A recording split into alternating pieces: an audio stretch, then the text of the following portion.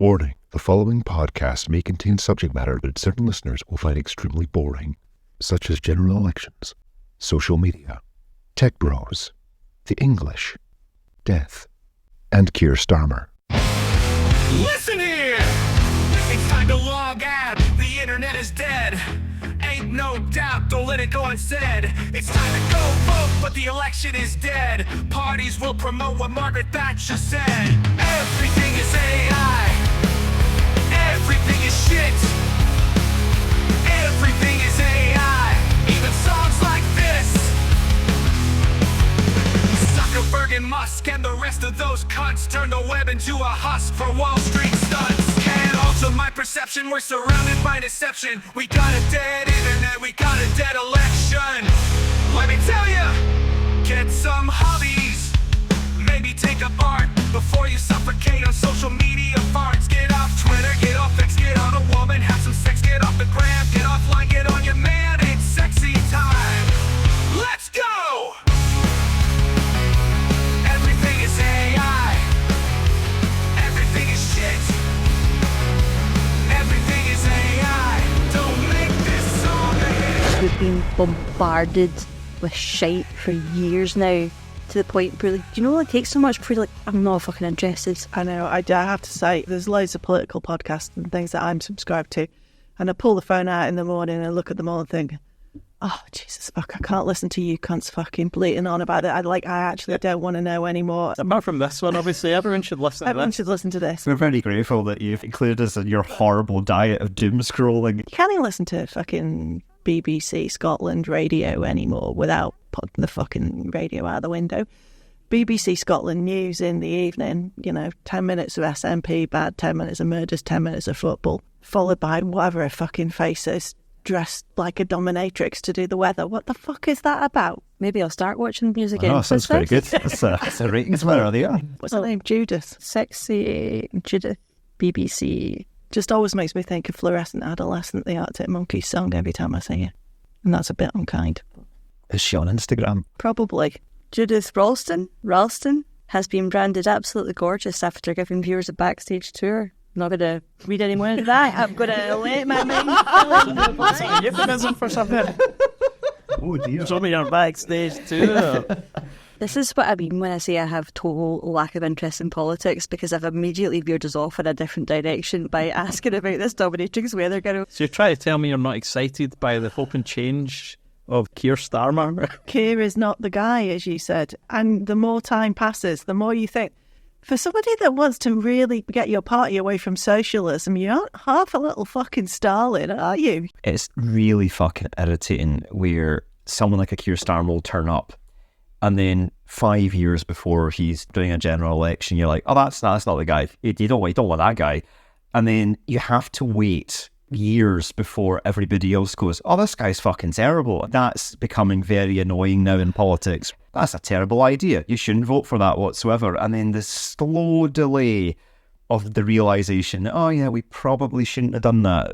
Yeah. And that's called Cassandra complex. It's the ability to see the future, but the inability to be believed. It makes me sound a bit too clever, that. I think it's more just expressing irritation at the fact that here just seems to be quite obviously a Tory from the jump. I mean, you say the same about Trump, couldn't you? Because he's still wildly popular with a lot of people, and you just think, are you seeing something that I'm not seeing? You know, the way when you see people wearing really, really hideous clothes and brightly coloured things and stuff, and you just think to yourself, do you just see a different spectrum that I do, where you think you look nice, as opposed to like somebody that fell in a vat of dye? Are you talking about my polka dot jumpsuit that I'm wearing right now? I'm not. I'm actually. I'm talking about somebody I encountered today. Maybe your eye detects colour in a different way from mine. Maybe that's why my entire wardrobe is black, white, or denim.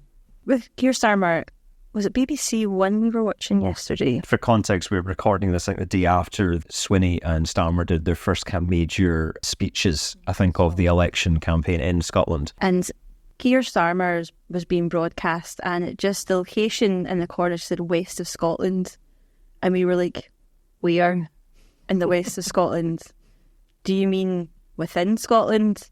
Is it so west of Scotland that he's bobbing like on the Atlantic or a bar somewhere? Like, where the fuck is he? Rockall. But John Swinney's thing was just like Glasgow. He's in Glasgow, and it was like, all right, so this is clearly phrased in a way to make Keir Starmer look like a bigger deal. He's talking to the whole west of Scotland. It took me fucking forever to find out where he actually was. I was Googling, where is Keith? And eventually I found out he was in Greenock. I was like, oh, well, that's why you said west of Scotland and not Greenock. It's not necessarily a lie, but I would argue that is still propagandistic. Like, you're framing it in a way where he is like a bigger deal. He's just... I don't remember anything that he said, because that's his greatest strength and greatest weakness, is that he just opens his mouth and says a bunch of shit. He has no charisma. Rather than talking about policies and whatever, he'd had a weird dig at the SNP, because he was talking about being at some, like, I don't know, like hustings, whatever you would call it, doing a piece to camera using auto cue device. And apparently it was a 7-year-old girl who had been there the whole day, I think is what he said. Saw this girl expressing interest in the auto cue and was like, do you want to have a go? This very emotional tone in his voice comes on, and he goes, and the girl, the words, it will stay with me forever. She went, I don't read me. That was the response. And he's trying to illustrate this means that no child in Scotland can read, because the SNP have done this. If I was 7 years old and I was stuck at a fucking Labour event all day long, the auto cue would be quite interesting, but you'd be like, I don't want to talk to you. I don't read me. It sounds quite, go away, you strange man. She didn't say, I can't read. She said, I don't read. Yeah. Also, some we just can't really read very well. They certainly can't read auto cue. Like, you're 7. And that's your parents' job also to teach you how to know the fucking exactly school. that. It's a fucking Labour Party person's fucking child that can't read at 7. I could read at 5. Yes. My dad taught me. Just fucking saying. It's a weird angle to take. Labour Party people can't fucking teach their children to read because of the SNP. Why has the SNP done this? But to come back to Laura's point, that, yeah, there wasn't a lot of substance in anything he was saying. And then Swinney comes on, and he was all about the policy. And what he was really focusing on was the fact that Keir is a continuity Tory, and highlighting that it's important to vote for the SNP at this general election so you can protest against some of those things that Keir wants to continue doing, the Tories are currently doing. And that was quite good, because I think that's about the SNP's speed. I've got a lot of thoughts about their ability to actually govern, and I think everybody probably does these days, but in terms of going down to Westminster, yeah, that's ideal. And it wouldn't matter if it was Greens or SNP or whatever, as long as it's someone that's not a Tory or a Labour. Keir Starmer is going to be the next Prime Minister. He's going to get a reasonably thumping majority. I think the larger that majority is, the more dangerous he is. We've already seen that he has got distinctly authoritarian tendencies. The way he's run his own party is pretty unpleasant. The way he's treated people who have been MPs for years just because basically he has political disagreements with them has been horrific. And the way he's dodged and weaved on things that he said and basically just tried to gaslight people about things that he said, that he then said, well, I didn't say that. Well, you actually fucking did, and we've got you on tape saying that. It's like, it's the Malcolm Tucker line. I've met a lot of psychos, but not as boring as you. I kind of expected him to use his boringness just to be like, you know, to come across as slightly competent and dull, and that would be his way to become popular. What I didn't expect was him to start purging everyone who is slightly interesting. Yeah. So it's gone beyond just him being boring to just anyone who's got a slightly different take on what Labour should be. He started this kind of mad purge. It's weird. I mean, I think early days he was trying to get rid of Angela Rayner, but didn't succeed because she runs rings around everybody. She's fucking smart. And Tony Blair is involved. Why aren't I fucking shocked? He's the emperor behind Darth Vader. I would suggest that is quite likely. People are just stuck in 1997, need to fucking move on anyway. But yeah, there's a lot of parallels, I think, in how Blair coming in and gutting out, oh, you're a bit left. It's the Labour Party, yes, there's left people in it. Actually, it's worse this time. I think it's been a much more aggressive culling than was even back then. Because at least they still had the decency to put John Prescott or someone forward to sort of give the impression of a working class, lefty kind of brained party. Whereas now it's just anybody that is slightly not in line precisely with Keir's very conservative worldview. This is why it's worth looking back to massive incursions on civil liberties that the Blair administration did. Authoritarianism is not right-wing or left-wing. Authoritarianism is about not being interested in allowing people with contrary opinions to have any fucking sway. And that's who he is. We've seen it. We've already seen it. Because we're not talking like radical leftists here. I mean, like the Corbyn manifesto was not even as progressive, if you want to use that word, as the SNP's one. They still kept nukes. And it's very weird to have taken a stance going into an election where you could just point at all the conservative values that have just led to all this chaos and just stand there and say that. But instead of saying that, he's now saying, actually, let's keep going. Let's keep doing that. I don't think the current Conservative Party represents conservative values, and there's much that I would disagree with a lot of conservative values, but they are at least values and they do have some, and I don't think this current lot have anything at all. And I also think Sunak is very authoritarian. I think he has had his own way all his life and does not cope well at all with things not going his way. He's got a very Tony Blair-like voice. I always think Sunak, to the point where if I close my eyes, it's almost like Blair's there. Keir's very policy Blairy, and then presentation-wise, Sunak's very Blair, so it's kind of like my worst fucking nightmare because I hate Tony Blair. Watching an election unfold where he's just all of it. He's battling himself. Yes, exactly. It's like, what if we had an election between Blair and another Blair? Allow me, if you will, for a moment to take it back to wrestling psychology. You never pit a heel against a heel because it's not interesting. You pit a heel against a babyface. Starmer and Sunak are both heels. They're both Tories. That's why it's an uninteresting battle, because whoever wins, there's not going to be a significant turn of the tide. There's not going to be a significant change.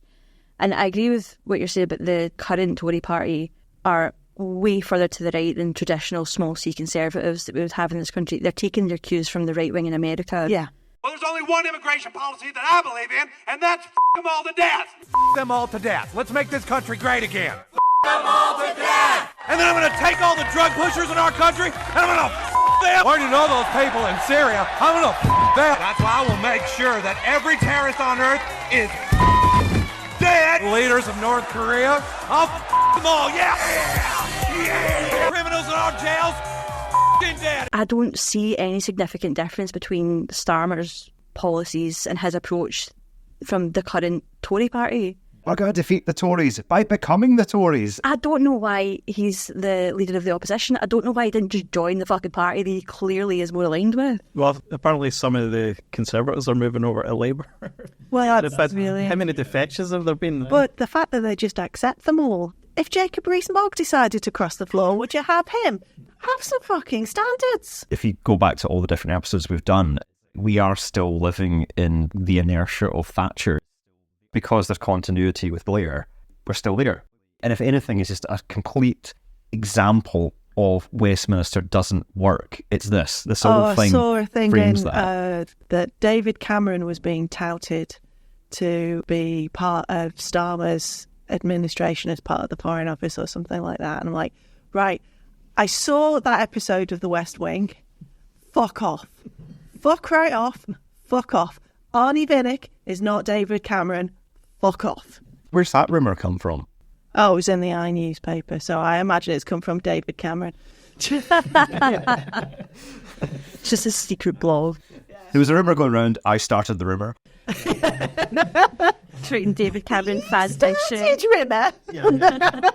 I guess there's a universe in which Starmer is just a super intelligent left-wing guy who has decided to pull this amazing con on the British electorate. As soon as he's got in and he's got his massive majority, he's going to be like, haha, I fooled you all and I'm actually this. He pulls off his mask and it's Jeremy Corbyn underneath. I know people in real life that, I know you're doing a bit right now, but yeah, like a lot of people actually think that's it. He's only saying these things to get elected.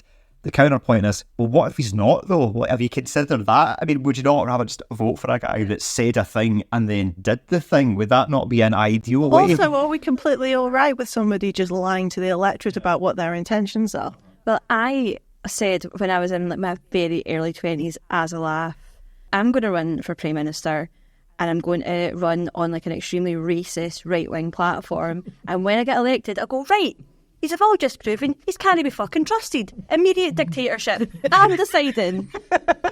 So if that is the strategy, I come up with it. It's also, we did this before. They said this about Tony Blair. So why would this be different? Look what fucking happened. I think he's got even less substance than Tony Blair had at that time. At least he had like a few things you go, right, okay, well, that'll probably actually make a difference. Well, yeah, we did spend quite an alarming part of the Tony Blair episode in the early section, giving the guy quite a lot of props, actually, with the caveat that it likely was Gordon Brown maybe guiding that. There's loads of stuff that I disagree with Gordon Brown on, but fundamentally he was a decent man trying to do the right thing for the right reasons. Yeah, well, we've still manned Tony Blair and Gordon Brown in the past in this podcast, but if you tried to do that with Keir Starmer just now, where would you start? I can't think of one thing that would say he's going to be much better on that. I do think there are genuinely centrist, maybe slightly left of centre English people mostly, because they don't have any other choice, so they've gaslit themselves into genuinely supporting Keir Starmer. And I remember back when all that shit was happening with Gary Lineker being deplatformed because he made a perfectly reasonable point. Yeah, just a very milquetoast comment about current Tory policies regarding immigration are very similar to like 1930s Germany. I tweeted at the time saying Gary Lineker would make a great leader of the opposition, but Keir Starmer could never host Match of the Day or sell Walker's Crisps or be a good leader of the opposition. That's what I said. So I had a bunch of liberal English people replying, being very upset by this, and one person was like, he's ahead of the Tories in the polls. I was like, you could stick googly eyes in a broom and it would be ahead of the Tories in the polls. They've tricked themselves into thinking that Starmer's popularity in relation to the Tories is because he's done anything fucking with that. It's because everybody hates the Tories because we've had 14 years of this shit. At what point do we just go, first past the post doesn't fucking work? The Westminster Parliament is shite. Now, some people listening to this will then say, the Liberal Democrats are in favour of abolishing first past the post, but for some reason aren't running like that. Ed Davey is a fucking disaster. Sir Ed Davey. Fuck off.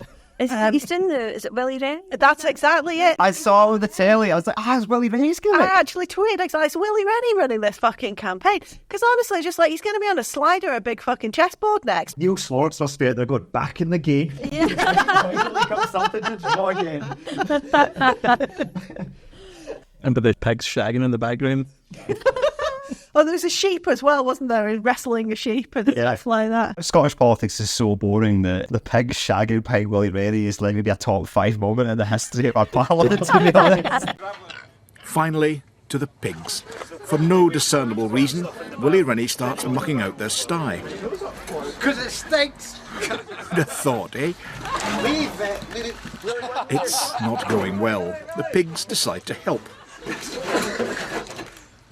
Still, laugh it off, eh? We like to organise our visits to send a message in pictorial terms, exactly what we're asking for. And I think this does it very well today. Oh, it does that. For now, let's leave him. I feel this election just captures how broken everything is. I am really starting to think that Sunak is trying to lose it. Yeah. I've been on that train for a while. This whole thing feels like it's coordinated from above, doesn't it? Yeah. Calling it that early as well, I think it's, right, I'm done with this. I'm out. Well, the theory, courtesy of Nadine Dorries, who is mental but does often know what's going on within the Conservative Party, is that he wants to be done with it by the beginning of July because California school enrolment dates would mean that otherwise he'd have to stay in the UK another year. He may as well just do his greatest hits of mad Tory bollocks and just do all the stupidest things like you bring back asbestos and white dog shit on the pavement. I don't think Rishi Sunak gives a fuck about the Conservative Party, and I don't think he ever has. He's a relatively recent politician. Yeah, he strikes me as a guy that could very easily have been in Labour. Yeah, Sunak is just a plastic man. Well, his wife's a billionaire, so he definitely does not need the job. Being a billionaire is such a warping thing. Yeah. Like, you cannot be a normal person in any fucking stretch of the imagination or have any empathy for normal people. I definitely wouldn't have if I was a billionaire, tell you that much. Honestly, like, fuck he's all, I'm off. I think I'd be still doing this podcast. Forget it. I'd be calling it in from Croatia. Which, remember the time he tried to do the thing where he was like, oh, look, I'm filling up my car. And then he couldn't work. He didn't know how to use his cash point card. Normal people have no concept that people like that even fucking exist. My favourite one ever was when he did that group photo op and realised he was too small, so he went up on his tiptoes and it was like a wee elevator had engaged. Well, Nicolas Sarkozy was like that, wasn't he? Because he's another wee short arse. It doesn't matter if you're short. But if you start having a big fucking chip on your shoulder about it, then you're trouble. You just got the BDE. Yeah, it's the difference between Big being... dick energy. That is exactly it. I think, what could that possibly mean? He's going to say something intellectual here. Nope. Big dick energy is the exact difference between being a wee guy and being a short king. If you're confident about it, but it's the raging insecurity. Vladimir Zelensky's got big dick energy. Mm-hmm. Putin does not. No. No, he's quite a wee guy as well, isn't he? And he has somebody walk around with him with a porta potty so that they can take his shit away so that he never leaves it anywhere, so that nobody knows what it is that's wrong with him because he's got cancer. It's a bit of an awkward moment. You actually have to, for once, defend cancer. You're like, well, it's a good guy for once. Go, cancer, go. He'll just get replaced with some other horrible ex-KGB gangster man or whatever. Probably. I still don't quite know why we just haven't bombed him into oblivion. And nuclear bombs. Yeah, I think it's the nukes. I think it's the nukes. I don't think he's got nukes. My theory is that the Russian army is so blatantly underfunded that I think he's faking it. I think they did have nukes. They've probably not been maintained very well. There's a brilliant book by Rachel Maddow called Drift, all about the state of repair of American nuclear bombs and things like that. Yeah, they've got fucking leaf fungus and things growing on them. I think if I was Joe Biden, I would just roll the dice and be like, I don't think you've got any nukes. Go on then, nuke us, just to see what would happen. And I reckon it would transpire that you just didn't have any nukes. All right, launching the stealth bombers now. You're fucked, mate, and go in there and do that. Come on, then. All right, because we did go and bomb the shout of Iraq when the whole thing was he had nukes. It was WMD. The whole, so why? Well, yes, but they knew that he didn't have. We wouldn't Otherwise have they been didn't able to invade him if we'd really believed that he did. I think the last Pay two attention. tests that the British have done as well of their nuclear deterrent, they've had to blow them up. The video of where it does the loop-to-loop and just crashes, complete Doctor Strangelove stuff. In fact, actually, even in Doctor Strangelove, the bomb did actually work. Russia having no usable nuclear weapons or no real nuclear capabilities has been my conspiracy theory for a while. And I don't think it is that far-fetched. If you think about countries like America who inject billions into their military, they're struggling to maintain their nuclear weapons. Did you see the parade recently that they put on in Russia?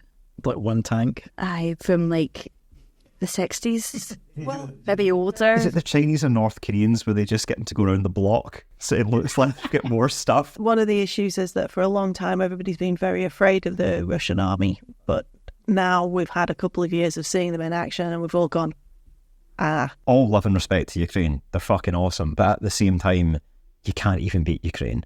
If Ukraine had had proper resourcing and been allowed to strike within Russia's borders from the get-go with NATO materials, this would already be over. Yeah. And it's a fucking ridiculous fucking 1930s era type embarrassment that we're fucking holding their hand behind their back. Give them everything they need. They're killing Russians for us.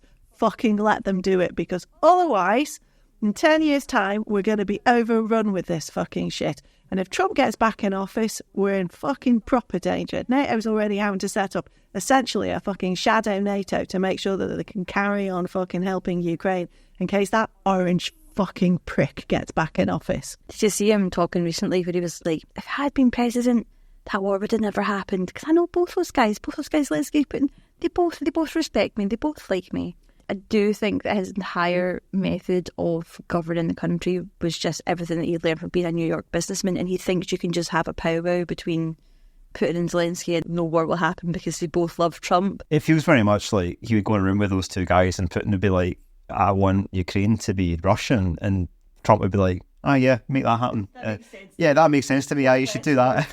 Yeah, So technically there wouldn't have been a war, but Ukraine would be Russian now. Putin did recently go on record blaming Poland for starting World War II. Hitler could run now and Hitler would do so well. I think even England would be, at this point, they would be like, this guy makes a lot of sense, actually. He's got a funny little moustache, let's make memes. He's doing like bits that have I got news for you, opinion on EastEnders. He's a big TikTok account. Mm-hmm.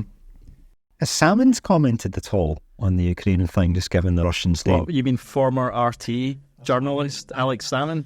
The Alba lot are all busy on the fucking, we should be having peace talks. Are you serious? I'm not fucking kidding you. Yeah.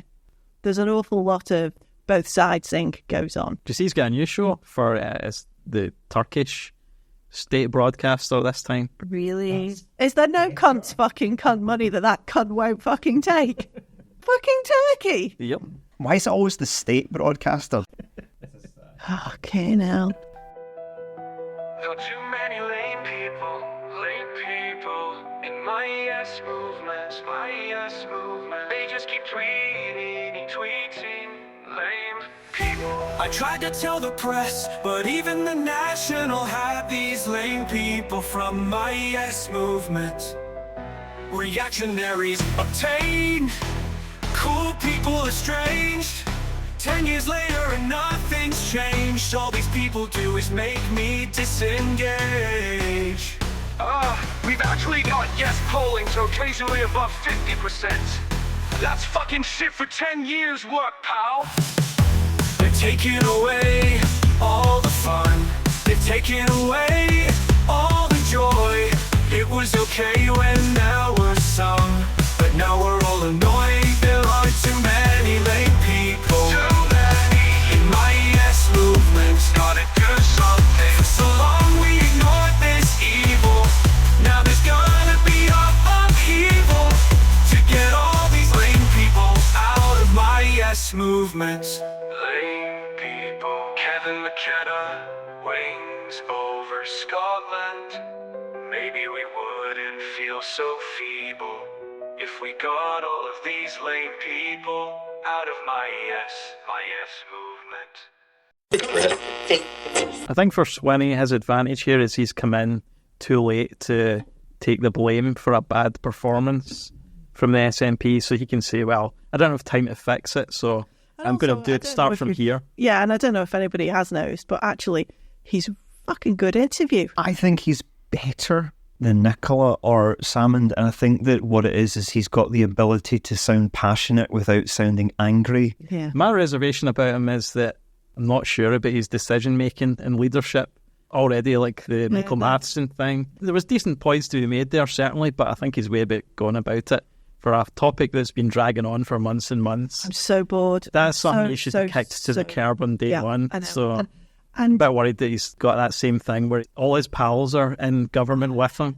I don't know if he's got the strength to tell them to shut up and get lost when he's going to have to do that. I think that Swinney, Salmond and Sturgeon, in their heads, it's like, it has to be us. There was never, this could be like a 15, 20, 25 year journey, therefore we got to prep a baton passed. That's a concern I've got as well. We're still kind of dealing with the same club. They don't have that many people to work with, but that's the problem. It's like it's also worth bearing in mind, it's a smaller parliament, and a lot of our parliamentarians are Westminster parliamentarians who can't do that particular job. That makes it less easy than it does for the Labour Party and the Conservative Party, who are always only looking to their pool of Westminster parliamentarians and have a much larger pool of them. Yeah. We're about to finally embark upon the experimental phase of my theory that I first gave you years ago, which is that it'll be a shit Labour government that'll get us over the line, a disappointing Labour government. A lot of the people who are clinging on to voting Labour in Scotland might finally kind of move away.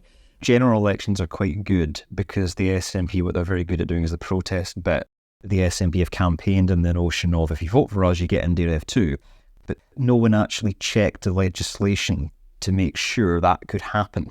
All we were campaigning for really was, or the SNP were campaigning for, was to request a Section 30. There was never a guarantee of NDRF 2. With regards to the Section 30 thing, I mean, it's not unreasonable to say, oh my goodness, how could we not have realised that we weren't allowed to just have one?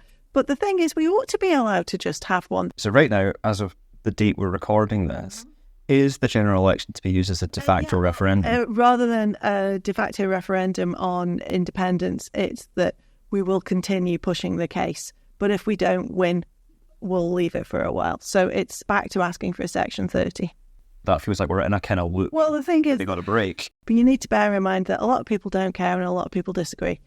One of the arguments that gets levelled against the SNP all the time is, well, you don't fucking shut up about independence. I mean, it's actually Douglas Ross that never fucking shuts up about independence, but that's another half an hour in my opinions. But the truth of the matter is that quite a lot of people would like us to shut up about it. And so the premise that is largely being put forward is that if we win a majority of seats again in Scotland, we will take that as, fuck you, yes, we will carry on talking about independence because that's what the country wants. And that being the case, we will continue to press for another independence referendum. And Westminster will continue to say no. Well, yes or no, we don't know. So we don't know what the balance is going to be. And we don't know. I can perfectly see that we might have for 4.5 years a large Labour majority and get nowhere. But I'll guarantee you this, there will not be a large Labour majority the next time. I think the disadvantage here for the SNP is it does seem like an excuse when you bring up independence because they're unpopular in quite a lot of other ways. If they say, well, we can't do that because we don't have independence. So when they keep bringing that up, it does sound a bit like a get out. Yeah. I think that's a bit of the problem when they're arguing for it. Right now, the country is in, and by the country I mean the United Kingdom, is in absolute fucking crisis. We have been hollowed out by greed and corruption. And I can understand that some people will be thinking, we'll worry about getting independence later. I mean, my personal view is the sooner we're independent, the sooner we get rid of a lot of shite and we can get on with sorting our own stuff out. But I do appreciate that that's not everybody's point of view. It doesn't need to be put to bed because I want young people who are coming into the voting population to be forever looking at what's going on and knowing that there ought to be an alternative whereby we govern ourselves. That's what it ought to be. And I feel that at some point, as that population shift occurs, some falling off the edge and some moving into the space that's been left, the conveyor belt of life, I feel that we will hit a point where there's a good chance that independence will be polling at kind of 60-odd%, probably hit that in 5 to 10 years. And that will be an incredibly difficult situation for a UK government to say no to. We need to be persuading people, but we perhaps do need to stop dangling it because I think it was perfectly reasonable, particularly after the Brexit vote in the early days, to say, well, you promised us X and now we've got fucking Y and Y is smearing shit on the walls. So can we please have another go at the vote? I was taken aback by the fact that they had the absolute brass neck to just go, nah, fuck you. Yeah, I know you're voting for it. Yeah, I know you've got a mandate which is not going to do it. What are you going to do about it? And we did have to go through the whole process to demonstrate that actually, yeah, this has never been voluntary. So you can shut your hole. It's kind of weird that the Brexit is a bit of an elephant in the room. Obviously, it's a big part of the reason why the Conservatives have gone down the toilet. Labour just don't want to talk about it, obviously. No. But I suppose that's one advantage the SNP have, that they can say that, well, we've been completely consistent on this topic. There's the other parties have not. Starmer, back when in Parliament they were going through the Brexit deal, and he was asked, would you, if it was up to you, would you do anything to get us back in Europe? And he was like, no, I wouldn't, no. So he's just in agreement with it. That's why it doesn't get brought up, because what's the point? They've not got opposing views on Brexit. If I was Starmer and I wanted in, and I saw how much of a fucking shit show the Tories made of Brexit, I would be bringing it up at every opportunity. But look what they did. Because even Tory voters are like, they fucked Brexit. Even people who voted Leave will say things like, they didn't tell us what it would mean. They did. We all did. We told you what it would mean. They didn't tell you what it would mean. They lied to you, but we were telling you what it would mean. Because there's been polling for, not just recently, like years, to say that the vast majority of England wants to go back in again. So this seems like an open goal for a politician just to step up and act upon that. But the press doesn't want it. And therefore, in the UK, we get what fucking Murdoch wants for the most part. I do also, as well as sort of thinking Starmer dropped the ball with not harping on Brexit more, I also think the SNP have dropped the ball for not harping on Brexit more. There is maybe a gun-shy thing on it along with the independence things. I think they are conscious now that there's becoming quite a consensus in the general public that you're harping on about a lot of that big stuff, but your day-to-day isn't as good as we'd want it to be. Is there maybe an argument that there is a bit of SNP fatigue? They have been a major player for a long time. You mentioned wrestling psychology earlier. If you've had that guy as your champ for 10 years, eventually the audience are like, could we get a bit of a fucking change here? I can kind of feel that, I think, in the street. I think what we maybe don't see so much because we're yes people, that actually the general public are just as sick of that side of it as the union side of it as well. We maybe shouldn't be guilty of making the SNP an exception to that. I think they're in amongst that sense of fatigue. I totally agree. Yeah, I totally agree. I think that is exactly what has been happening. I think COVID did a lot of damage to Nicola in particular. It wasn't her fault.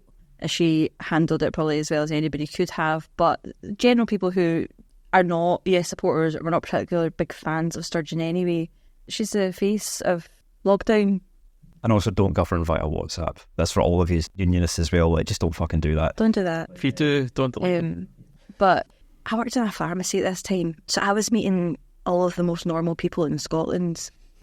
I don't say that derogatorily, and I also wasn't being sarcastic. I mean, I was in pharmacies all over the country at that point because they needed... I only laughed because obviously you told me quite a lot of stories of maybe some less normal people, but your point is that you're front-facing towards the general public. For 5G. Yeah, you had a lot of people coming in giving you their opinions that sounded like they'd ripped right out of a YouTube comment box. Did anyone ask you for ivermectin? Surprisingly, no. Oh, well. I mean, we did have a man come in who required a specific type of dressing that he required for a bad burn that he had on his hip.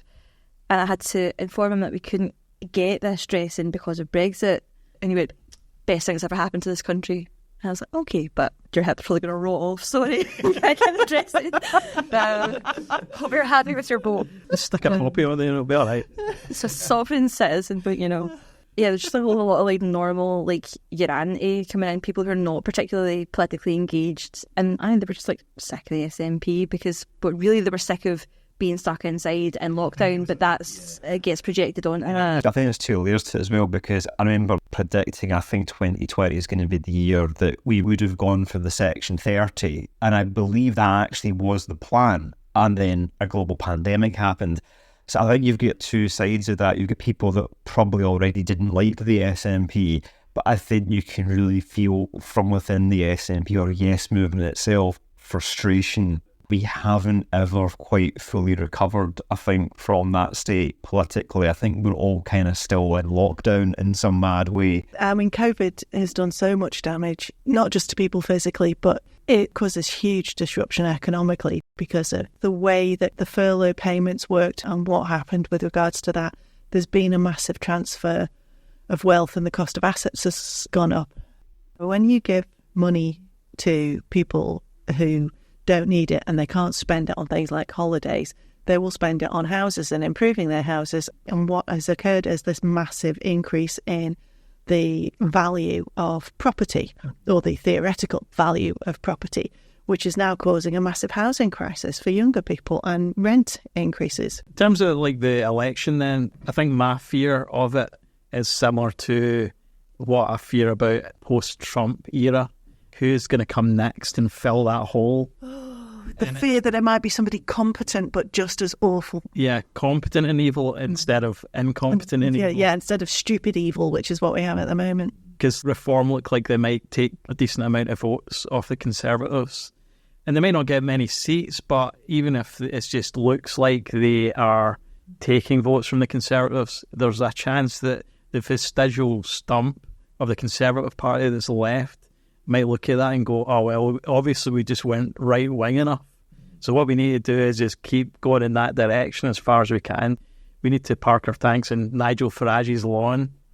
And that's a danger, I think, because then if Starmer is bad, as we predict he probably will be, then who's going to then take over in the next Parliament? I mean, the fact that the Westminster crowd have found it very difficult to come out against genocide, that's actually quite frightening when you've got what's happening in Israel-Palestine occurring. The thing that concerned me the most was the fact that the death toll had to get to a particular number for him to say, right, ceasefire. You've killed enough now. That's a bit indicative of, there's a little Tony Blair in you, isn't there? People are really, really desperately hoping for a bit of change. Yeah. And, I mean, as you said, you could stick googly eyes on a fucking mop handle and it would be ahead of the Tories, because they are seemingly trying, or at least Rishi Sunak seems to be trying to throw the election. He doesn't want the job. Prediction now, he will stand down from his seat straight away. not if, when he loses the election. He doesn't want the job. He doesn't need the job. He's done the things he needed to do. First brown Prime Minister. Well done. Okay, there we go. Job done. You're in the history books and you've made fucking billions for your family by hollowing out the UK. Is this like a sort of Eurovision theory where Britain intentionally picks a bad song? Yes, yeah, So that's they exactly. don't I manage that have, what's in happening fact, with I have in fact tweeted exactly that. This is my lovely horse election. The Tories know that they cannot afford to win because they know the mess they've made and they know what it's going to take to clean it up. He did this the last time they lost.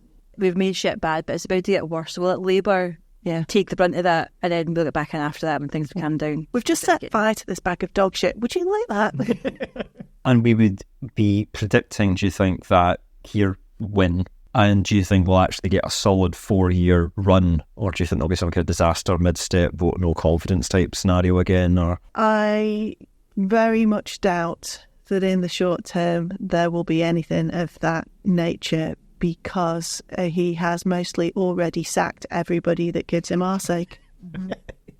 Yeah, he's hollowed out the left wing of his party, so there's nobody there to throw a wrench in the works for him. If I was looking at the next sort of 10 years, what I would not be surprised by at all is that there will be a disappointing, boring, difficult 4 or 5 years of Labour government where there's an awful lot of shit to deal with, and they're going to have to actually carry the can for all the mess the Tories have made. Shit is what always fucking happens, so they'll clear all that up and things won't get immediately and obviously better in front of everybody's eyes. And also, Keir Starmer's not very good at doing the sort of speech thing. I mean, fucking Tony Blair, there's all sorts of problems with him, but he was actually very, very good at geeing people up. He was good at giving a speech. He was a good orator. Starmer isn't.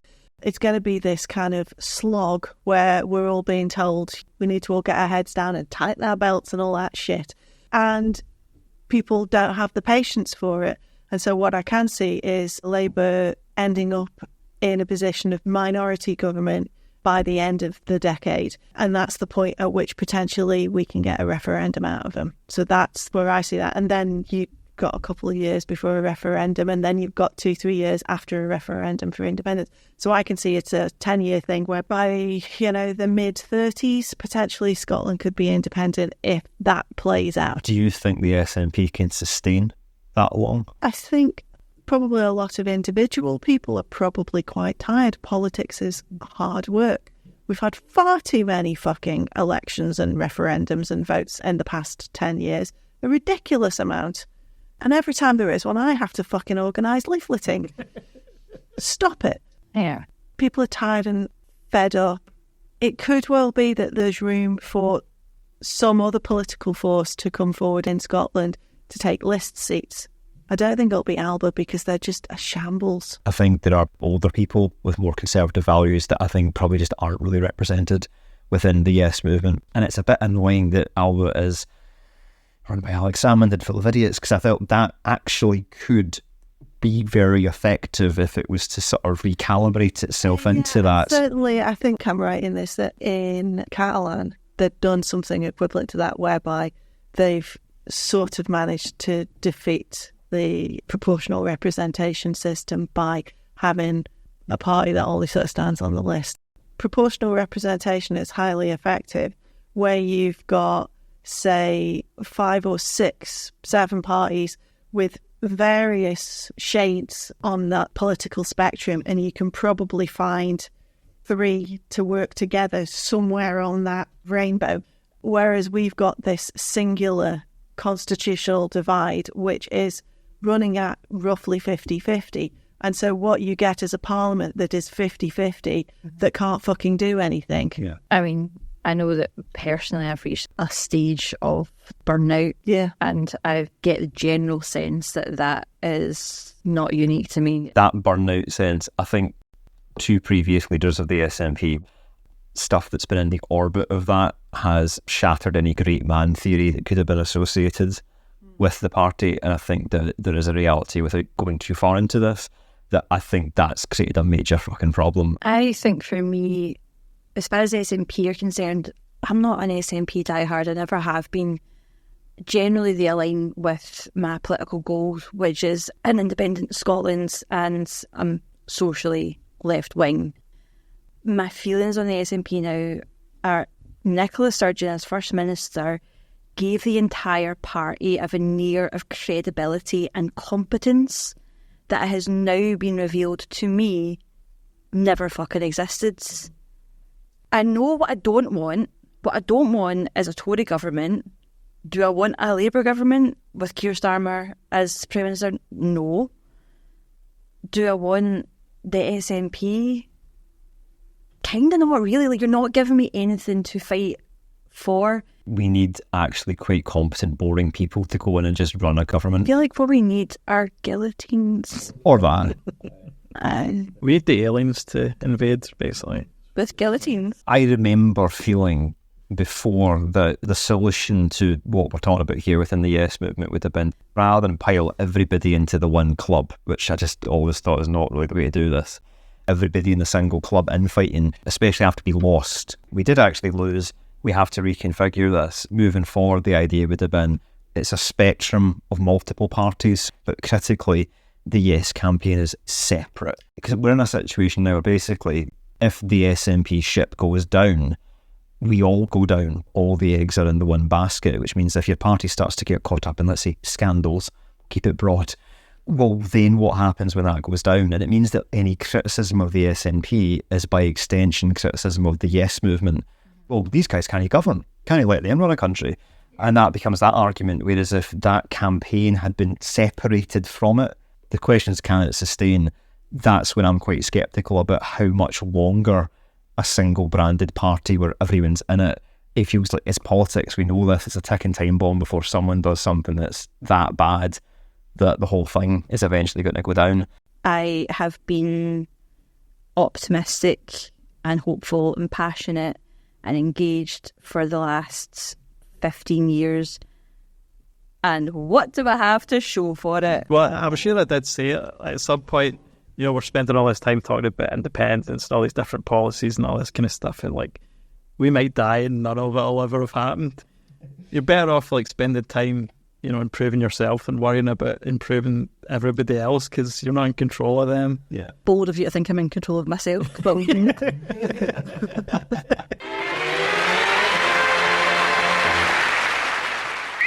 You have a Twitter, yet you have not tweeted since October 25, 2021, and you follow no one, so you just lurk.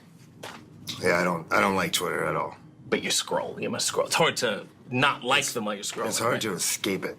Yeah. Because everything that's in the news about any subject is about something somebody said or did on Twitter. Yeah. Or what. And so I'm going to hear about it.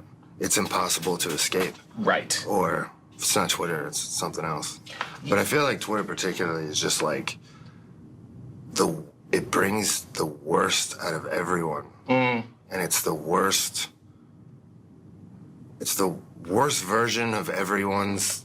It's the worst way for people to interact. It's terrible. I think people are I think everyone should just drop it. My advice to the entire world would be, get off that thing. Take it off your phone. Yeah. Throw it in the garbage. Right. We don't need Twitter. we're all fucked. The internet is a shit show. There's something that I've noticed happening, particularly on Twitter, and there must be bots. They come in and they basically try and start an argument, very much like that Monty Python sketch, I've come for an argument. I caught one in the wild because it was the most ridiculous thing, and it could have only happened as a result of an algorithm triggering. I'd seen a news story, I think it was the New York Daily Post, and it was taking the piss out of Gene Hackman, who's now in his 90s, because he was wearing the same outfit that he'd been wearing a couple of weeks ago when he was going out to some coffee stand to get himself a cup of coffee.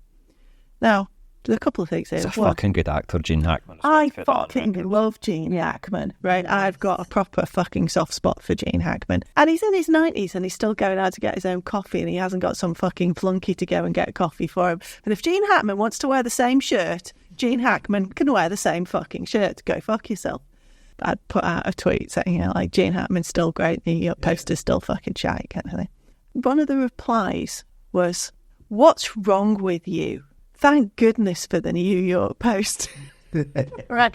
And it's one of those moments where you look at it and you go, right, Yeah. If this had been a story about Israel or Ukraine or whatever, that turn of phrase could have started an argument and a discussion, but it's not. It's about Gene Hackman. Who doesn't like Gene Hackman? Do you know what I mean? Like, who thinks to himself, yeah, that Gene Hackman, he needs taken down a peg or two. Yeah. Right? It was just so strange. Do you know who's had it too good for too long? Gene Hackman. It's just, I've caught a little bit of the madness that we're all seeing all the time. I've caught it in action because it's in the wrong place. I now believe there are more non-human people on the internet. I think it's a ghost town full of AI spirits that are just leaving made-up comments. How many of these things are floating around out there? What's the purpose of this? Is it just like engagement farming, just to get page clicks and stuff?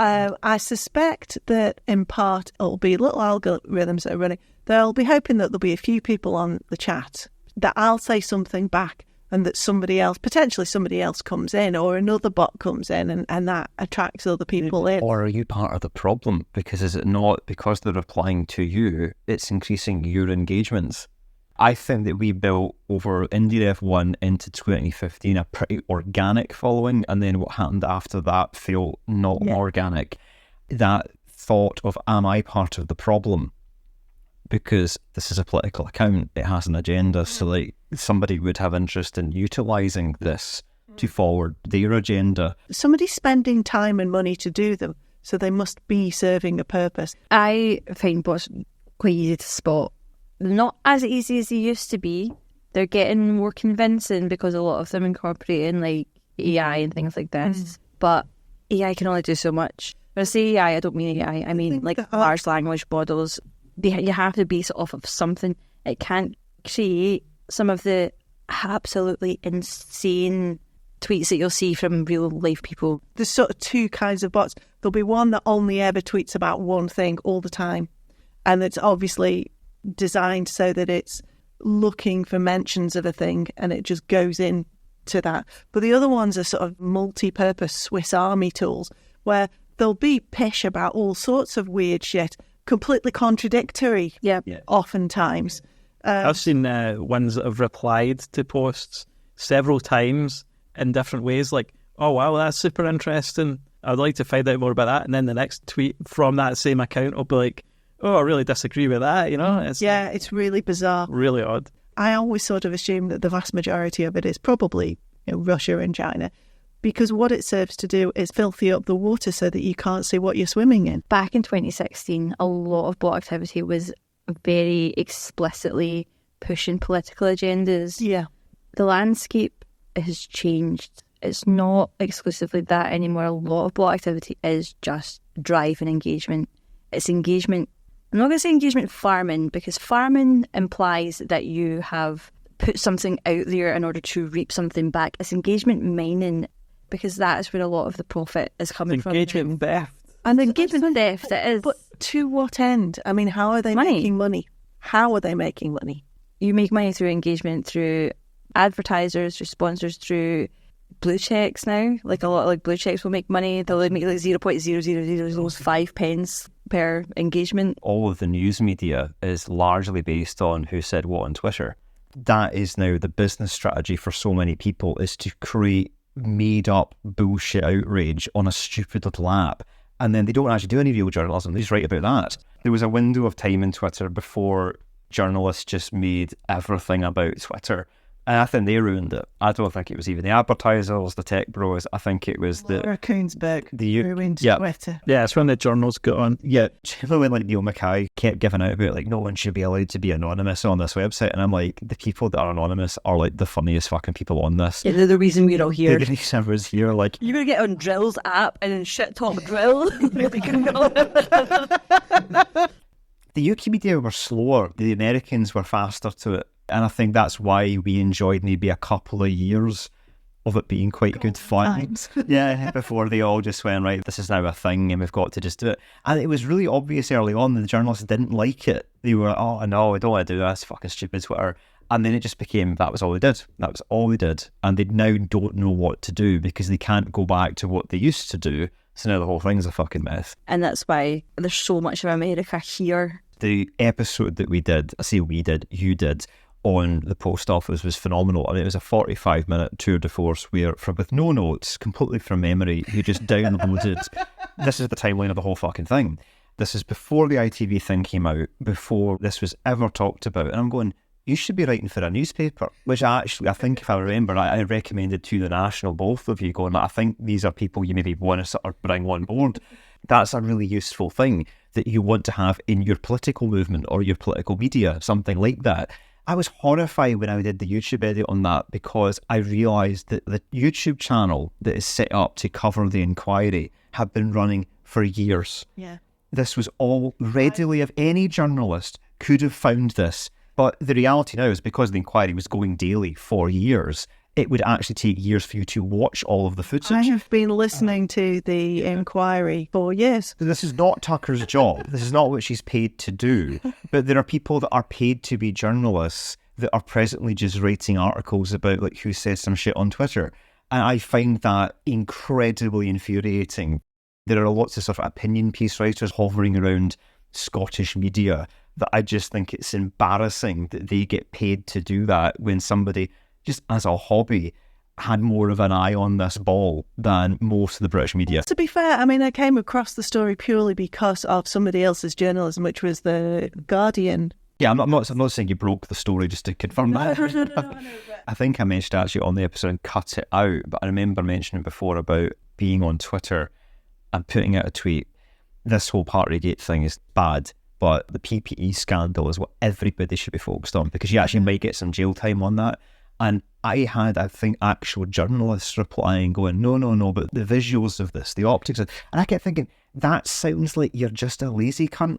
Yeah. It sounds like actually did not. Yeah. You're not actually interested in doing the investigative journalism into that. That's the hard part. At least there's not even that much investigative journalism required. It was just fucking stupidity, ineptitude and corruption. I think also there's that idea of taking something, as you did, very successful in the post office episode, to take something that's a bit possibly dry, quite IT heavy, post office isn't exactly the most interesting place to talk about, and then make it interesting, hold their audience's attention, which is something, again, journalists seem to be very against this idea. So it's now, rather than going and doing the detailed work that you would do, they're not doing that, and it's now just waiting for the next person to step on a rake. That's not journalism. And then you uploaded that video and somebody on Twitter stole it. A blue check, downloaded the video, then uploaded it on their Twitter account, and then they got like a ton of views and shares and likes, and it's just like, what the fuck? They didn't even tag us in. Yeah. You don't do that. You were so angry. He was so angry, it just drove him right off Twitter. Right now, I'm outside Twitter with a flamethrower going, Tucker, get out of the building. But you're not going. So then that's it. And all the decent people that are still there, I can't torch it until they all leave. If Meta had got their shit together when they released Threads and had a web page version of it, I'd have been there. But I'm not sitting on my phone the vast majority of the time. I sit with a browser page, and Threads was just not available on a web page. And if they'd had, it is now, but everybody got bored. The other thing is they don't want politics on there. Well, I hate to fucking break it to you, but that's It's how politics. Yeah. It's part. And it was full of fucking insta-twats. But the problem is that journalists couldn't use it to put out threads and stories, and it wasn't easy to link to things because you're having to do it via a phone. There wasn't an interface or any third-party apps that you could actually load content into. These organisations are going to pay some fucking 19-year-old to be writing in fucking URLs on a phone. Fuck off. That doesn't work. If they'd had a web version of it available on day one, Twitter would have gone down. There was always the anticipation that something would collapse and the new thing would come along, or the new thing would come along and that's what would cause the collapse. Yeah, you had forums and then, oh, wait a minute, social media is a thing, and you start to move on to each individual. In MySpace, Beeple, Facebook. And then what seems to have happened is that the new thing has not come along, but very bizarrely, the things that exist, which were ostensibly fine. Twitter circa sort of 2015 was really, I think, as good as it could ever be. Like, that's pretty much optimal Twitter. Yeah. And then it's just ever since about 2016, everything has just gone to absolute shit. The thing is, Twitter is so useful there's an argument for it needing to be a sort of worldwide public utility. Which is what Jeremy Corbyn, I think, was actually advocating for. Well, that's kind of what they're trying to do with the Federation, which probably is never going to take off because it's too confusing for people. But it's a bit more like, the telephone service where, everyone has a phone number, but you have different providers providing that service for you to get. But everyone can phone each other. You could phone someone in Brazil, and it's the same system, basically. Yeah. So it'd be the same in social media where you sign up to your preferred provider. It might be Meta, maybe Twitter, it might be whoever else, Blue Sky or whatever. But all of those would basically be on the same system. So you'd be able to see the messages from all the people in these other ones. So Threads apparently is compatible with that, or will be at some point, and Blue Sky and Mastodon, and they're all going to federate. I don't know which ones will be able to federate with which other ones. That's the problem. It's technically very difficult. And there's still costs involved. Someone needs to store this stuff somewhere. And how are you going to, get that paid for? What are really complex problems, technical problems to solve to get that to work. But, that's what the situation you'd want, ideally. Watching the death of Twitter in real time, and it's not the first time we've watched a platform get worse and worse and worse until it dies. The problem that we're seeing now is market capture and regulatory capture. So if you've got 100 internet companies, if you've got 100 big players, it's difficult to coordinate all of them to go to governing bodies and go in front of a judge and all say the same thing. We need the same thing. We need these regulations. We need not to have these regulations. When you've got 7 internet companies, it's very easy to coordinate amongst yourselves. And that is pretty much what's happened. Like, there's Tom Eastman, he's a hacker from New Zealand a few years ago, said, I remember when the internet wasn't just 4 websites that all showed screenshots from the other 3 websites, and that is like, and that's what has happened. So when Elon Musk is doing things with X, doing things that are bad for shareholders, doing things that are bad for the users, what would happen before their competitor would come along, like Threads, and it would be held to account by competitors, by the market, by regulators, and by users. And that doesn't happen anymore because of just the way things have gone on the internet. And no one's excited about moving to a Zuckerberg product from an Elon Musk one. It's consolidated so heavily into just these 4 or 5 big players just because of the way our economy is set up. If you develop something new and innovative, you will naturally generate a lot of profit because your new innovative thing that actually works really well gets a lot of new users, people using it, people giving you money, and you make a lot of money very quickly. But then what has to happen then is you have to keep making money, and you can't keep doing that by keep bringing on new users, because eventually you've captured the market on that. You don't have a whole wave of new users to keep bringing in to keep doubling your profits every year. So what you then have to do is advertise more, put more adverts in, incentivize advertisers. So for Google, for example, you pay to advertise on there. So the first 10 results now are ads. On Amazon, you search on Amazon for a thing, and the product that actually you're searching for is the 17th place because it's a pay for placement service. If you would like to help the Angry Scotland podcast pay for placement, you can do so by sending them as little as £1 via the PayPal link in the description. Help them cheat the system just like the rest of the total losers in this genre of low-budget content churn. Thanks for listening. With OpenAI, they're actually going through a shorter period between the innovation and the total sellout and the crap, because they're already pitching the concept of giving certain tiers better search results and things like that. So that's already happening before it even works. Before it even works. And it's not going to work. I mean, this is one of the things that's driving me nuts, is from what I understand, they've already basically fed the AI models that they've got. They've fed them the entire internet, including Reddit. And this is what we've got. There is no more internet to feed it. So they're now planning on feeding it its own fucking results. It's like DSE. That's exactly it, yeah. One person nicknamed it Habsburg AI, Yeah. Right? Mm-hmm. Google search doesn't fucking work anymore. It's not supposed to. Because it's not supposed to anymore. What actually happens is that they decided that they wanted the search results to grow in the same way that the sales results were growing. So now when you search for something on Google, you deliberately don't get a good answer so that you have to search again and refine your search. Yeah. But then they get to serve you adverts twice. That's why things get worse. It's to do with profit. It's to do with, like, how do we keep doubling our profits year on year? Well, we can't do it by just continuing to improve the platform.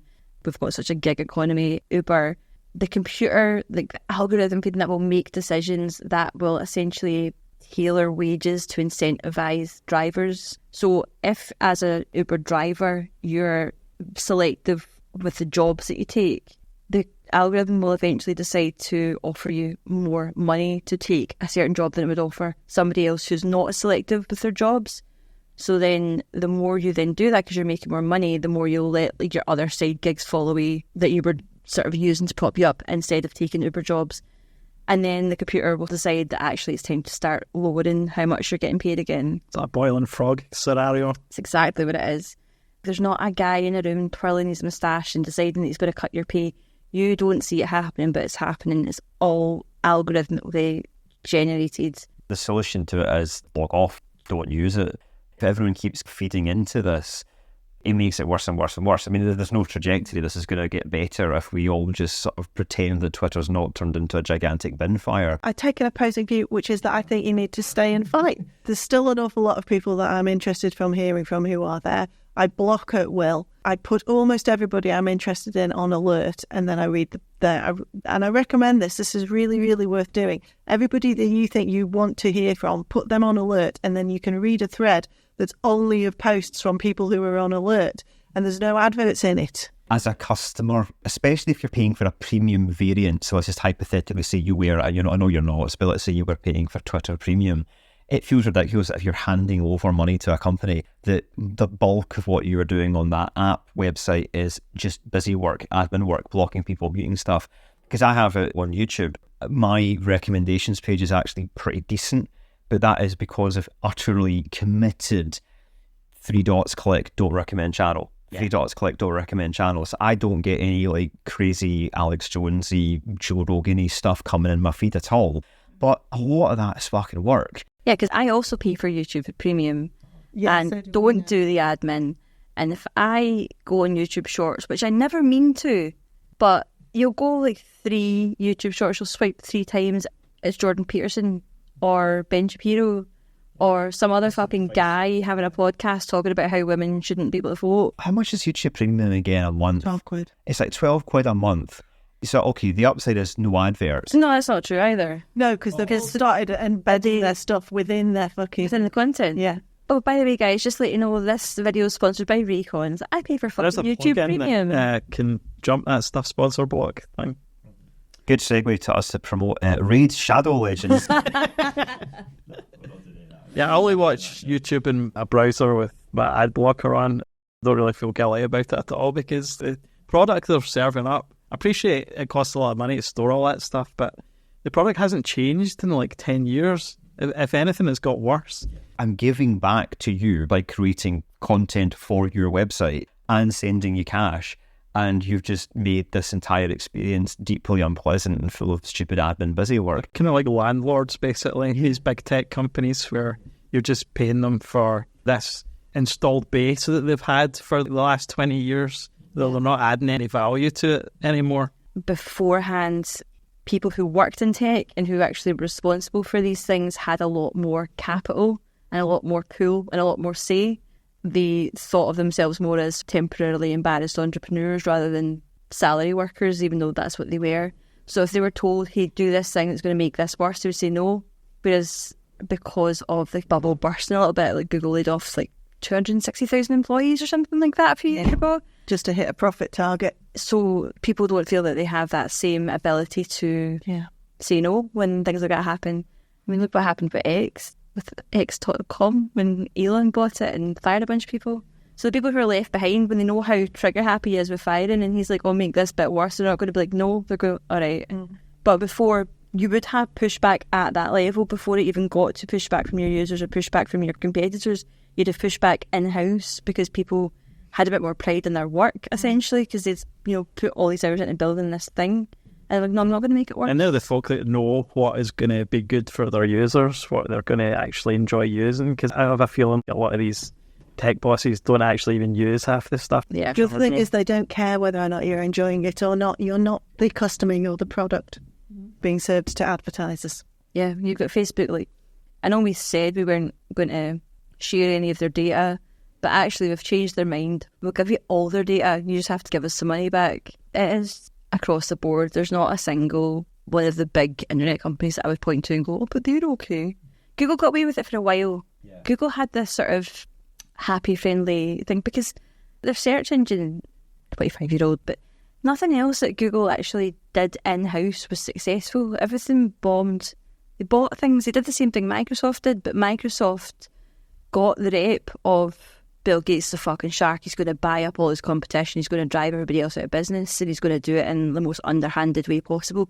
Google just sort of like floated by, like, oh, hee hee, colourful letters, Google, oh, come, we've got beanbags. Like, There wasn't beanbags. I know we did a deal with China, but we've got Pong. Yeah, they got away with it for a while, but I think people are starting to switch on. Smartphones are probably quite a good talking point for this, where it's been very samey for like a long time. And I don't know if the way that markets work is that because from about, let's say, early 90s through to 10 years ago, the speed of tech development was just outrageous.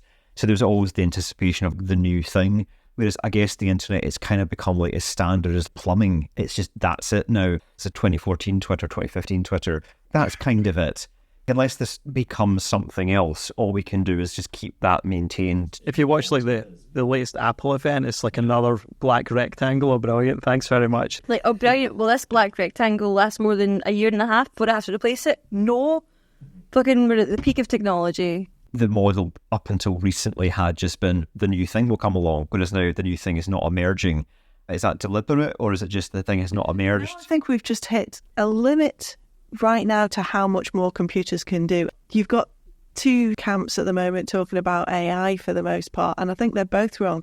You've got the doomsayers who are absolutely convinced that Skynet is around the corner, and then you've got the people who, oh, this time next week you won't have to fucking do anything because AI will be able to do everything and blah, blah, blah. And then you've got actually another group who are the doomsayers of AI will be able to do absolutely everything and nobody will need to learn anything and blah, blah, blah, blah.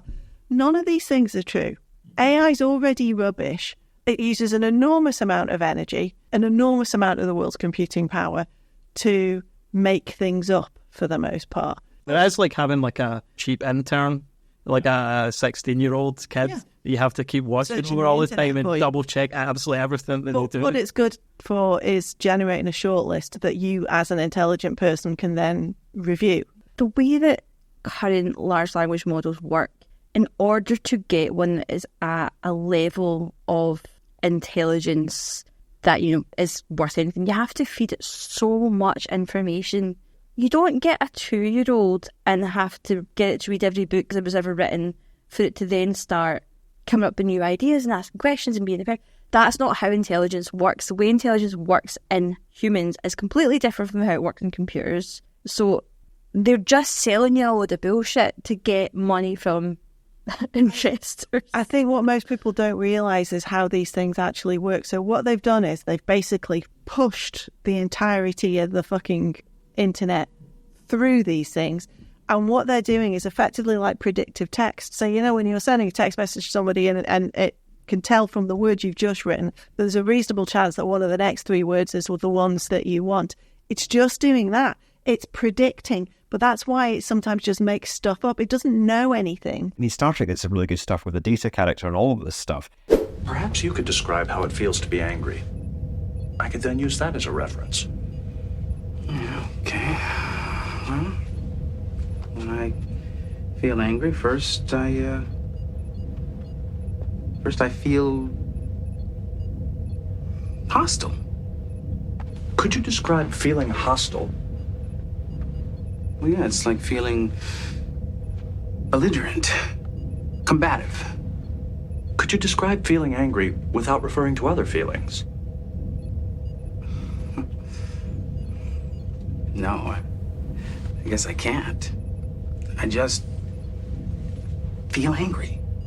It explores that idea that an AI will never, ever be able to fully replicate the human experience. But it's the same context for like painting.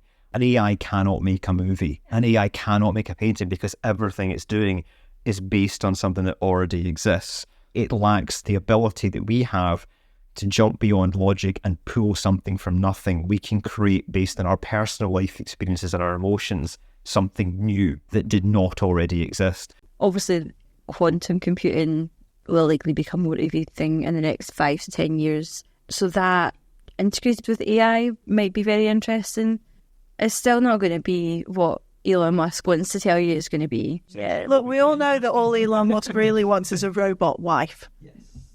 Who doesn't? Who doesn't? It's all this just started from the sex industry. It just kind of moved over. A bunch of pervy fucking cunts in Silicon Valley were just like, how can we make the most deplorable shit? And that still is. It's the way it always goes. Most technological advances have stemmed from the sex industry. Usually what futurologists say is that we're bad at predicting what technology is going to do in the future, and we're usually far too optimistic in the short term, and we're too pessimistic in the long term. For example, like when the Apple Newton came out, everyone was like, oh, this is amazing. We'll all have these in our hands, a PDA, and be able to have our calendar, and it'll have a clock on there, it'll have an alarm clock. Whoa. Everyone's like, that's the future. Whereas no one had those for like years. It was like a bit of a failure, and it took years and years for that to actually progress. But within 20 years, we all had mobile phones. The iPhone came out, and that revolutionized things in a way that 20 years previously, you probably wouldn't be able to imagine it really, because it's hard to visualize the technology that's going to come later. The BlackBerry as well. And if you haven't seen it, I thoroughly recommend the film. It's got, what's his name? Ben. It's Guy from Always Sunny. I was a little bit reluctant to watch it because I've noticed a bit of a rash of these brand movies, I'm in for the Tunnocks movie. Staunch. Bars Ironbrook, the movie. Sex, lies and coconut.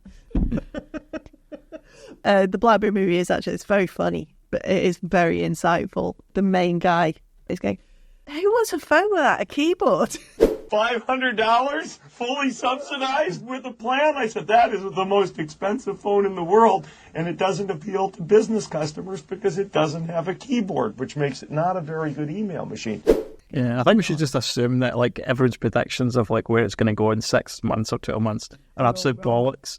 But keep her open-minded about where it's actually going to go and like the possibilities for us in the future. One of my exes used to play piano, that she could not compose. By her own admission, she just could not compose. That she could listen to anything and pretty much by ear replicate it.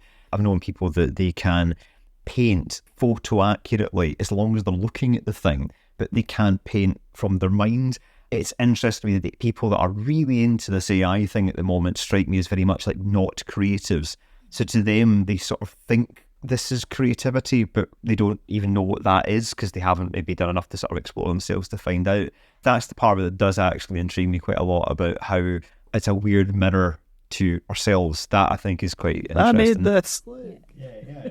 No, you didn't. Put in a 5-word prompt. It's there for the birds, it's for the tourists, it's for the account executives, it's for the shareholders, it's for the board members who don't understand any of this shit. Yeah. Because it sounds fancy and futuristic. Because if we actually called it advanced predictive text, that would be really, really boring, but that's actually all Some it James is. Cameron's fault for making 2 really good Terminator movies, and everyone just went Skynet. Everyone immediately when this came on the scene was just, it's Skynet, it's going to be some super genius computer, and you're right, it's just predictive text. I do hate though that a lot of companies, I'll never miss an opportunity to rag on the Evil Mouse company, I fucking hate Disney, using it to make AI background actors and stuff like that. Find that footage and put it in the YouTube video because definitely. it's creepy as fuck. Very, very disturbing. Oh. There's that kind of creep factor about media companies that only Hollywood would get away with doing this, but like they will try and use it to cut corners and do things on the cheap, and the audience are being primed for that. One aspect to the AI stuff that's not talked about as much is the data collection aspect of it. It's bad enough when you type in stuff into like Google, whatever, that's just going to be saved for like eternity.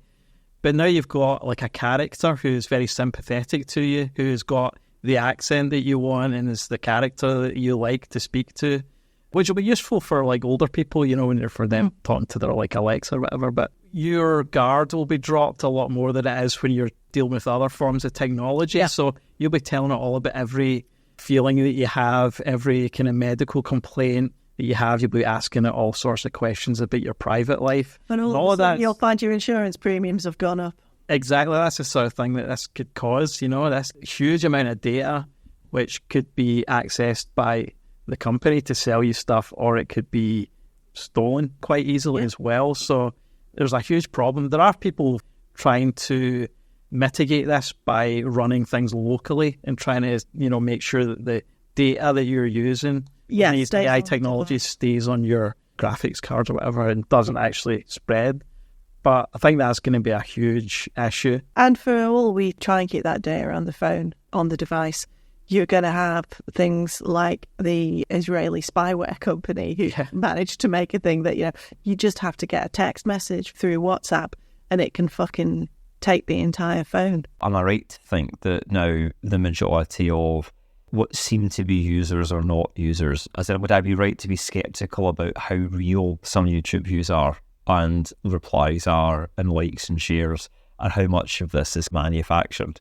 You are right to be cynical, because I mean, I get multiple emails a day offering to sell me Google likes, Google shares, Google reviews and all of that stuff. So a great deal of this stuff is manufactured. It is mostly bots, I think, now. I really do.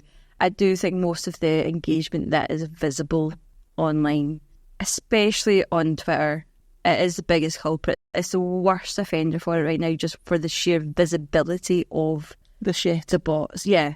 The whole blue check to prevent bots thing backfired stupendously, because all it meant was like, and you just bought a blue check for your bots, and now like a bunch of blue checks are bots. And they're all like in my feed. I mean, he managed to make the mark of authenticity the mark of dog shit. I think part of the reason a lot of this bot stuff seems more obvious and it feels like there's less authentic conversations is because there is less authentic conversations because all of us have been driven out through the crapness of the services. I think the scariest part for me is that some of the people I work with, they're me 10 years ago, they're 25, 26 or thereabouts. That's quite frightening because they don't remember an internet before this. Before you got here, we were talking about how CGI artists weren't unionised. But we're old enough to remember when Jurassic Park first came out. And I remember thinking, Steven Spielberg has brought back dinosaurs. That's a real dinosaur. That's what that looked like at the time. It was amazing. But you can't take somebody that was born in, say, 1997 and show them Jurassic Park and generate that same reaction because they weren't there as it was happening. It's the same kind of thing with the internet now, where there are people that I work with and know about. They'll just think the way Instagram is the way the internet is. It has to be this way. There's only 4 companies. That's just how it is. That is quite alarming. So we are able to go, this is bullshit. This is crap. And we're wanting to push back, disengage, protest something. There's possibly a whole group coming up now that either look at it and go, why would our parents ever done this shit? And they just never get involved. Or they just think that's normal. They'll only know the shitty version of the thing as opposed to the good version. So we're talking about this with the CGI thing about how Jurassic Park still looks like a fucking good movie decades after the fact. Whereas you put that side by side with most of the modern Marvels, like the Marvel stuff looks like arse. Yeah, it kind of feels like, you know, in the past, if you'd looked back at the tech from 10 years previous, you would laugh about it, about how primitive and stupid it is. Whereas now, I'm not sure looking back 10 years from now, I kind of feel like maybe in some ways it's better. These tech companies have come about trying to solve a problem and then created a new problem or recreated the original problem that existed. Mm-hmm. For example, like the video streaming services, everyone was annoyed about the way you'd have to buy DVDs and spend loads of money to get the content you wanted. So these services came about, and there's 1 or 2 of them at first. They've got everything on them. Netflix is everything you ever want to watch. And slowly, they've just degraded their service bit by bit. Competitors have come along, and now, again, you're having to spend like 60, 70 quid to get access to the stuff that you want again. So it's just recreated situations that existed in the start. Same with like Uber. It started out, there was a genuine problem there with taxis being a fortune and cartels owning all the taxi licenses and stuff like that. So there's a problem. They try and solve it by doing the ride-sharing app type thing. But now they're just as expensive as the taxis were, and now it's a technology cartel instead of your local taxi service cartel. Yeah, I think it's because the decision makers behind those changes are not the same people who had the vision for solving the problem in the first place. Once so much money is involved, the big evil comes in that's like, I have no creative bones in my body, but I do like the almighty dollar. And then it goes from there. I think that initial innovation, creativity thing is like the good bit of humanity. And then there's just like people that just don't have that, but want to feel important and special anyway. And that's why we've invented money, to give people that actually don't really have any significant worth as a person the illusion of being something. I don't know, it never appealed to me at all, but I think that is probably at the core of it. And that is Elon Musk in a nutshell. Completely, that is Elon Musk. He's defined by he is a rich guy, because if you take that away from him, just a cunt, like just like absolutely talentless, useless cunt. Yeah, it's all a load of shit. Capitalism, that's the real enemy. Yeah. Good night, folks.